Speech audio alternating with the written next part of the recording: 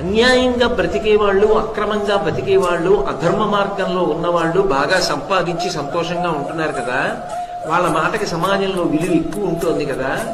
ధర్మాన్ని పట్టుకున్నవాడు, న్యాయంగా బ్రతుకుతున్నవాడు బహుపరిమితమైనటువంటి ఆర్జనతో ఉంటున్నాడు.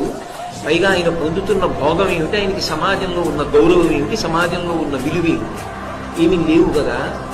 లేనప్పుడు ప్రత్యక్షంగా కంటికి అధర్మంలో ఉన్నవాడు గొప్పగా ఉన్నట్టు, ధర్మంలో ఉన్నవాడు తక్కువగా ఉన్నట్టు కనపడుతోంది కదా. మరి అటువంటప్పుడు ధర్మాచరణానికి ఏమి ప్రయోజనం ఉంది? ఒక్క మాట మీరు బాగా జ్ఞాపకం పెట్టుకోవాలి. అనుశాసనిక పర్వంలో భీష్మాచార్యుల వారు దీని గురించే చెప్పారు. వాడికి గత జన్మలలో సంపాదించుకున్నటువంటి పుణ్యము క్షయమైపోతాడు. ఈ జన్మలో అధర్మము పాపము తప్ప వాడు చేసింది ఏం లేదు. అప్పటికి తళుక్కని మెరుస్తోందేమో, అది శాశ్వతమైనటువంటి మెరుపు మాత్రం కాదు. అది